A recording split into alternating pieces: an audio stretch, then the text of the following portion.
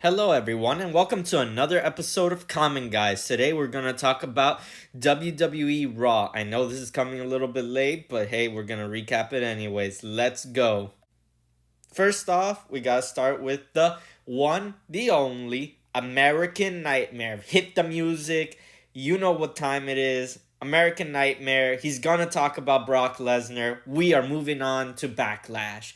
It's going to be a great ride. He's talking about how he's going to redeem himself, basically take on Brock Lesnar. When all of a sudden the Judgment Day music hits and Finn Balor arrives.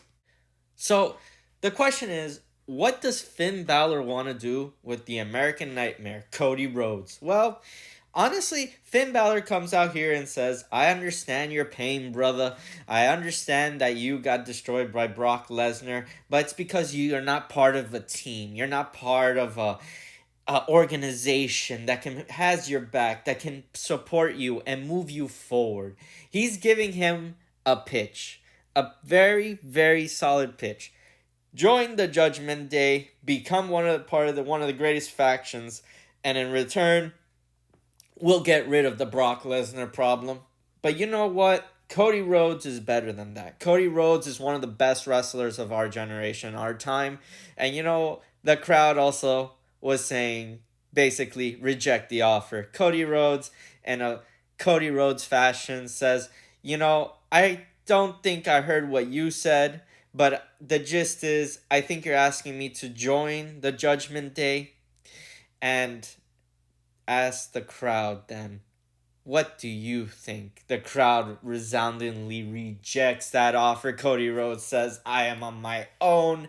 I don't need the Judgment Day in my corner to beat Brock Lesnar. In return for this betrayal, Finn Balor says the Judgment Day will hunt you, will torment you, and Cody Rhodes says, I have a secret to tell you. I was actually medically cleared right before the show started, and you know what? I'm gonna take you down, Finn. Let's have a match tonight. Next up, we had the LWO versus the Great, the one, the only, versus the Bloodline. Yes, remember a few nights ago on the last Monday Night Raw, the Judgment Day and the Usos went into bed with one another. They made the Devil's Pack. The Usos would take care of the LWO. The Judgment Day would take care of Kevin Owens, Sami Zayn, and the Matt Riddle problem. It is what it is. But the LWO are in trouble because the Bloodline are almost unstoppable. Solo, Jimmy, and Jay are one of the best, if not best, factions in WWE. As usual, the Usos and Solo dominated. But let me tell you, Escobar is a really good wrestler. He dominated early on in the match. He had some great spots against Jimmy and Jay, but ultimately this was the Usos' game to win. Um, Escobar is definitely becoming one of my favorites to watch night after night when it comes to LWO, and I can't wait to see what happens with him long term. The match ends with a Samoan spike and a 1 day. Jay gets the pin, and then begins the trash talk after the match, and basically it comes down to this. The Usos begin their trash talk, dedicating SmackDown as the time that the championship belts will be reunited with them. They will win. They will bring down Kevin Owens and Sami Zayn. Why? Because they are dedicating this match, the Friday match, to the tribal chief, to Roman Reigns. They're going to win for his honor. They're going to bring honor to the bloodline. They are done being titleless. This is what they did, and this is what they said. And you know what? Some backstage psychological games began. Because Sami Zayn got to the ears of Jay Uso. What does Sami Zayn say to Jay? He said, what if you don't win? What if Friday night is a failure? What if Friday night you lose? What will Roman Reigns do to you? This got Jay paranoid. Jay has been having a little bit of a identity crisis ever since having to face Sami Zayn and WrestleMania. He's scared of Roman Reigns. It's clear, but it's true. How angry will Roman Reigns be if the Usos lost Friday night? But once Jimmy found out about this conversation, he had his own words for Sami Zayn. What did he tell? Well, he said this. What if you lose, Sami? What will happen? Will KO betray you? The bloodline sticks together. But KO has betrayed you so many times, man better watch his back. If Raw was one thing, it was Trash Talk City. Cause Trish was up next to throw shade at Becky, basically making fun of the man for having to juggle her motherhood, for having to juggle being a wrestler, and for having to juggle being on the spotlight. Trish said, I've done it all. I've done it better than her, and that's why Becky's inferior to me. Next up, we have the introduction of the new World Heavyweight Champion belt. This is a throwback from way back. It is an incredible belt. It looks so nice. I love the black W on the front of it. I think it's something that was needed. Roman Reigns has been almost undisputed for 1,000 days. The way this belt works is wherever Roman Reigns is going to be drafted, the belt will go to the opposite brand. Why? Because it's going to drive up competition. Right now, Roman Reigns is on vacation. There's nobody really challenging for competition for the world champion anymore.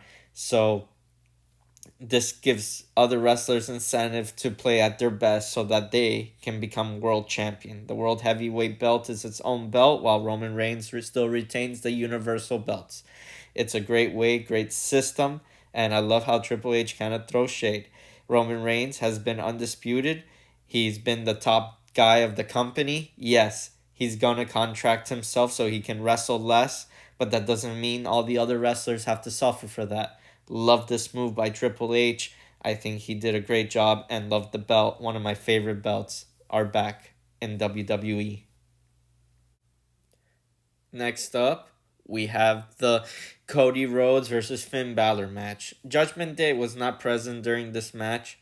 It was an incredible match. As always, both men threw down hard. Cody Rhodes pretends as though he's still recovering from the Brock Lesnar injury. Finn Balor's trying to take advantage of that, trying to overpower Cody Rhodes. But this is why the belt is so important. Triple H left the belt on the side of the ring, and from there on, wrestlers looked on it. No longer having to fight Roman Reigns, allowing for each wrestler to imagine themselves with having the new World Heavyweight Champion belt on themselves gives a new spark of energy for WWE. I love this. I love the attitude the wrestlers are bringing to it. But ultimately, let's get back quickly to the match. Cody Rhodes, Finn Balor. What a great match. Both men throwing their signature moves at one another. But how does this end? Well, can't beat the American Nightmare, because let's go down to the finish. Cody Rhodes does a pedigree on Finn Balor, and for good measure does a crossroads. 1, 2, 3, Finn Balor's done. Cody Rhodes wins in Chicago. What a great match. Next up, we have Seth Rollins coming out dressed like the belt. Gold and black and gold.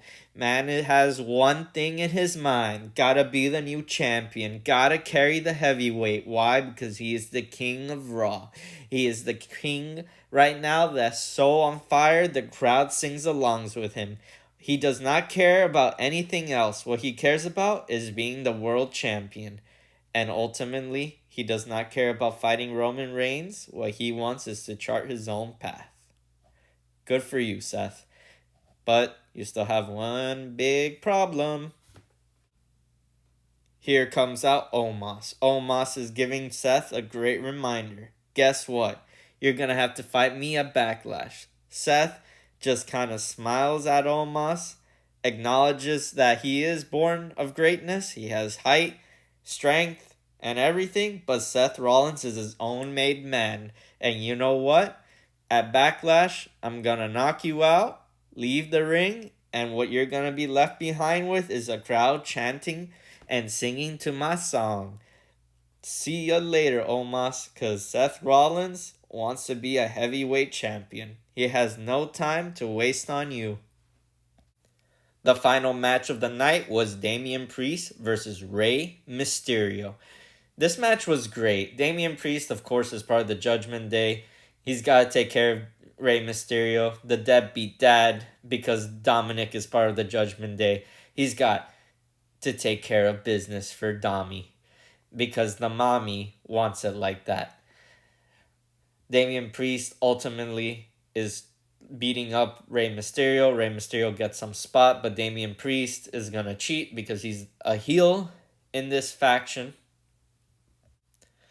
Damian Priest ends up throwing a chair at Rey's head, and then he gets DQ'd from the match. But he wants to continue hurting Rey Mysterio because that's what he does. He's got to take care of business. All of a sudden, you hear Bad Bunny's music. Bad Bunny is here for revenge. Bad Bunny comes out here with a candlestick and he's looking to take care of business. Damian Priest, a few nights ago on Monday Night Raw, threw Bad Bunny through a table. Well, Bad Bunny's here to exact his revenge. And the beatdown begins.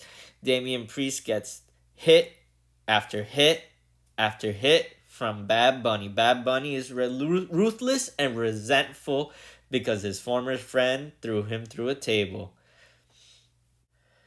Damian Priest has no choice after getting beat down by Bad Bunny but to retreat.